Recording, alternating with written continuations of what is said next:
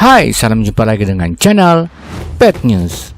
Kali ini Pet News akan membahas mengenai 4 kesalahan mendasar yang membuat timnas Indonesia kalah dari timnas Australia. Tanggal 20 Maret tahun 2025, skuad timnas Indonesia di bawah pelatih baru Patrick Kluivert bertanding perdana dengan timnas Australia. Awalnya begitu banyak yang optimis bahwa timnas Indonesia akan memenangi pertandingan melawan timnas Australia. Hal itu sangat beralasan mengingat tim Australia yang turun melawan Indonesia pada tanggal 20 Maret tahun 2025 di Sydney Football Stadium turun bukan dengan kekuatan penuhnya karena ada 7 orang pemain intinya mengalami cedera. Sementara di kubu Indonesia hanya 2 pemain inti yaitu Ratnan Oratmangun dan Justin Hubner yang mengalami akumulasi kartu merah sehingga tidak bisa turun dalam pertandingan ini. Beberapa pemain debut baru di timnas Indonesia saat melawan Australia seperti Ole Romeni, Dan James, dan juga Emil Audero meskipun dalam kursi cadangan merupakan pemain-pemain dengan kualitas yang baik dan bisa sejajar dengan Ratnan Oratmangun maupun Justin Hubner yang absen pada saat itu. Jadi bisa dikatakan pemain Indonesia tampil penuh all out pada saat melawan Australia yang mengalami kepincangan akibat 7 orang pemain intinya mengalami cedera. Tapi kenyataan yang terjadi sebaliknya. Segala optimisme, segala persiapan, segala usaha untuk mencari pemain-pemain berkualitas baik selama ini membuat cerita timnas Indonesia menjadi anti klimaks karena kalah dari Australia dengan skor yang cukup telak, yaitu 1-5. Apa yang semestinya terjadi dari timnas Indonesia yang harusnya tampil all out melawan timnas Australia yang mengalami kepincangan membuat Indonesia harus kalah dengan skor yang cukup telak. Padahal pada saat pertemuan pertama di Stadion GBK, Australia yang datang dengan kekuatan penuh berhasil ditahan imbang oleh pemain-pemain Indonesia. Berikut adalah analisa dari Pet News mengenai 4 kesalahan mendasar yang membuat timnas Indonesia kalah telak dari Australia. Kesalahan pertama yaitu timnas Indonesia terlalu percaya diri dan meremehkan kekuatan timnas Australia yang tampil tidak all out akibat cedera beberapa pemainnya. Sejak awal, Pet News telah memberikan peringatan bahwa Australia adalah tim yang sudah beberapa kali tampil di Piala Dunia. Mereka mempunyai pengalaman yang begitu banyak dari level pengurus, pelatih, maupun pemainnya. Beberapa kali mereka berhasil tampil di Piala Dunia. Itu karena mereka mempunyai organisasi, baik pengurus maupun pemain dan pelatih yang dipilih sudah dilalui dengan pemikiran dan pemilihan yang matang.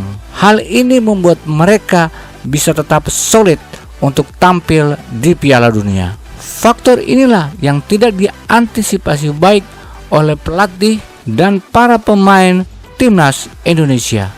Para pelatih dan timnas Indonesia terlihat agak meremehkan kekuatan timnas Australia yang tampil tidak dengan kekuatan penuhnya. Hal itu terlihat dari strategi permainan Indonesia yang tampil di menit-menit awal yang terus-menerus menekan pemain-pemain Australia. Mereka tidak sadar bahwa pemain-pemain Australia ini sudah punya pengalaman besar sampai di level Piala Dunia. Akhirnya dengan ketenangan dan pengalaman pemain-pemain Australia, itulah yang menjadi kunci kesuksesan timnas Australia membantai timnas Indonesia. Saat diserang bertubi-tubi oleh pemain timnas Indonesia pada awal-awal menit babak pertama, terlihat tim Australia memang tampil belum solid. Tapi berkat pengalaman mereka, perlahan-lahan mereka bisa meredam serangan-serangan yang dilakukan oleh timnas Indonesia. Hal yang kedua yang menjadi dasar kesalahan dari timnas Indonesia yaitu pada strategi pelatihnya. Saat berhadapan dengan Australia di GBK, Indonesia melakukan strategi counter attack. Karena saat itu Indonesia menyadari peringkat mereka masih di bawah jauh dari peringkat timnas Australia, sehingga timnas Indonesia tampil begitu hati-hati saat melakukan serangan dan tetap berkonsentrasi penuh pada sektor pertahanan. Tapi apa yang kita lihat oleh strategi timnas Indonesia saat melawan Australia di Sydney Football Stadium? Indonesia melakukan penekanan-penekanan dan serangan-serangan yang bertubi-tubi. Akhirnya konsentrasi pertahanan menjadi buyar. Strategi Australia malah sebaliknya dari saat pertama bertemu di stasiun GBK.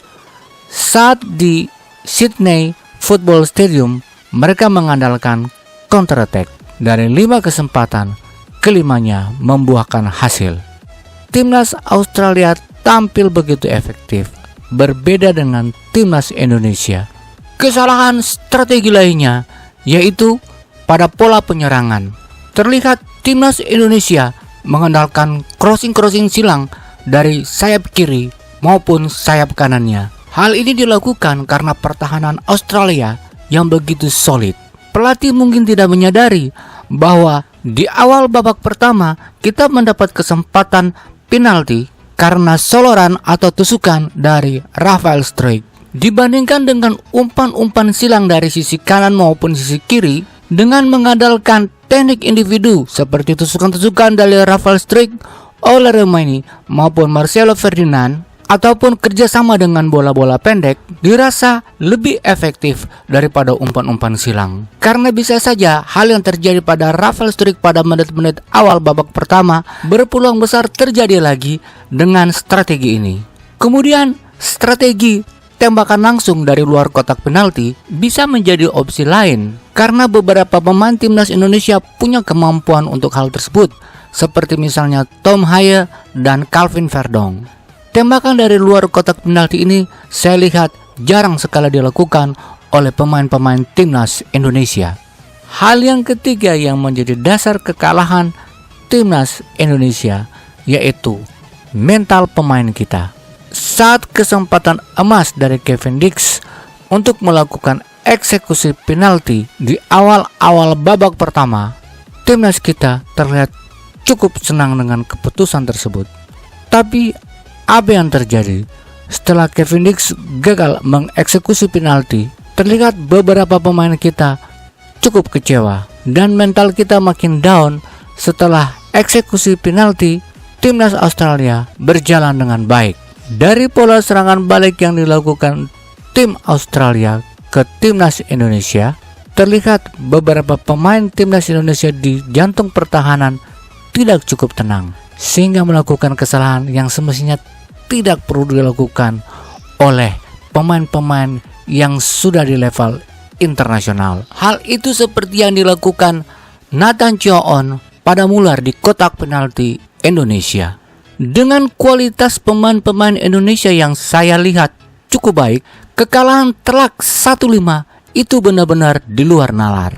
Hal ini terjadi karena mental para pemain yang sudah semakin down. Alasan mendasar yang ketiga dari kekalahan Indonesia terhadap Australia yaitu dari pemilihan pemain-pemain yang menjadi starter di timnas Indonesia. Patrick Kluivert tidak konsisten dengan apa yang dikatakan kepada wartawan-wartawan Indonesia bahwa pemain-pemain utama yang akan dipilih adalah pemain-pemain yang punya jam bermain yang banyak di klubnya masing-masing. Kenyataan di lapangan, Patrick Kluivert menurunkan Nathan Choon yang bermain full dalam pertandingan tersebut. Nathan Choon di klubnya mendapat sedikit sekali menit bermain. Itu akibat kualitas Nathan Choon yang tidak sedang on fire. Akibatnya apa yang terjadi? Nathan Choon tampil buruk, melakukan kesalahan di kotak penalti sendiri sehingga mengakibatkan penalti, dan pergerakan-pergerakan tanpa bola di dalam lapangan terlihat tidak begitu efektif. Kemudian ada beberapa pemain yang performanya tidak begitu berkembang dan terlihat main kurang begitu baik seperti Hilgers dan Dan James terus dipertahankan. Kita saksikan sejak saat Rizky Ridho masuk untuk memperkuat pertahanan timnas Indonesia, terlihat mulai solid. Miss Hilgers mulai ditarik keluar karena cedera. Coba kalau tidak cedera, kemungkinan besar dia akan terus dipertahankan dan membuat keadaan makin lebih buruk. Miss Hilgers menurut analisa saya terlalu berkonsentrasi untuk menyerang dan lupa bahwa dia adalah seorang pemain bertahan. Dari sisi kiri yaitu Dan James terlihat sekali sangat sulit untuk menembus pertahanan dari timnas Australia. Marcelo Ferdinand terlihat pergerakan dan permainannya tidak begitu hidup. Dia terlihat tidak begitu mendapat chemistry dari teman-teman baik di sektor gelandang maupun dari sektor penyerang. Olo Remeni yang pada saat itu tampil begitu apik, akhirnya harus turun begitu jauh untuk menjemput bola, dan dia berhasil mencetak gol karena aksi teknik individu sendiri.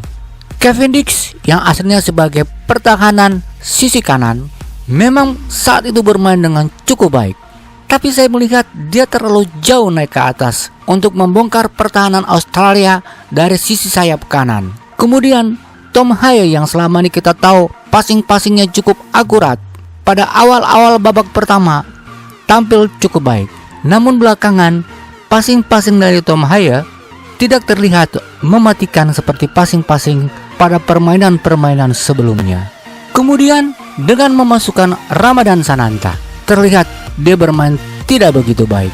Kesempatan untuk kerjasama dengan Olo Remeni tidak dia lakukan, hanya mengandalkan skill individu yang saya lihat saat itu masih di bawah performa. Hal yang keempat yang menjadi dasar timnas Indonesia kalah telak dari Australia yaitu waktu latihan yang begitu singkat. Sekali lagi saya melihat kualitas pemain Indonesia semestinya cukup baik, namun chemistry di antara mereka terlihat tidak cukup baik. Hal ini diakibatkan karena latihan bersama antar mereka tidak mempunyai waktu yang cukup. Permainan sepak bola adalah permainan tim. Sebagus apapun pemain-pemain secara individu, tetapi bila tidak bisa kerjasama atau tidak punya chemistry satu dengan yang lain, pasti penampilannya tidak akan maksimal.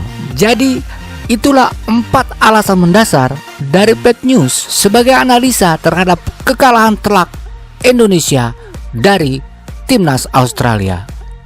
Kita masih punya peluang, kita masih punya kesempatan, masih ada 3 pertandingan lagi. Kita harus cepat-cepat berbenah diri. Yang pertama yaitu pemain dan pelatih jangan terlalu overconfidence dan meremehkan kesebelasan yang lain. Sebaliknya, timnas Indonesia dan para pelatih harus tetap menganggap berbahaya tim-tim sisa yang akan dihadapi, khususnya tim Bahrain dan timnas Cina. Kita harus menyadari, meskipun telah mengganti pemain-pemain yang lebih berkualitas, tapi peringkat kita masih jauh di bawah peringkat timnas Bahrain dan timnas China. Jadi mereka punya kualitas yang cukup baik. Yang kedua, kita harus menerapkan strategi yang lebih melihat dari kualitas-kualitas pemain kita, agar kita tidak bermain secara terbuka seperti pengalaman melawan Australia kemarin. Permainan harus lebih berkonsentrasi pada sektor pertahanan. Untuk penyerangan, lebih mengutamakan mengekspos kualitas individual para pemain dengan tusukan-tusukan maupun dengan kerjasama 1-2 di area penalti lawan. Pemain-pemain diharapkan lebih berkonsentrasi di posisinya masing-masing. Yang ketiga, yaitu melatih mental kita agar lebih siap dan lebih tenang dalam menghadapi berbagai hal yang terjadi di lapangan. Ketenangan dan konsentrasi adalah kunci untuk mengatasi kepanikan maupun mental yang down. Pemilihan pemain harus tepat, efisien, dan efektif. Pelatih harus benar-benar mengevaluasi para pemain yang tampil buruk pada laga melawan timnas Australia. Bila tidak dalam keadaan on fire atau perkembangan, maka pemain tersebut sebaiknya jangan pernah diturunkan. Yang terakhir, kita mempunyai banyak waktu, yaitu sekitar 5 hari untuk menghadapi timnas Bahrain. Ini adalah kesempatan untuk meningkatkan chemistry antar pemain timnas Indonesia. Chemistry itu dibangun bukan saja pada saat bermain atau berlatih di dalam lapangan, tetapi chemistry di luar lapangan juga sangat penting. Karena dengan demikian mereka akan lebih mengerti satu dengan yang lainnya. Tim pelatih, para pemain, para pengurus harus bekerja ekstra keras untuk menghadapi laga melawan Bahrain ini. Ini adalah laga terberat, namun kita masih punya peluang, kita masih punya kesempatan. Pergunakanlah kesempatan itu dengan sebaik-baiknya. Minimalkan kesalahan-kesalahan yang terjadi pada saat melawan timnas Australia. Dan kita yakin timnas Garuda akan terbang lebih tinggi.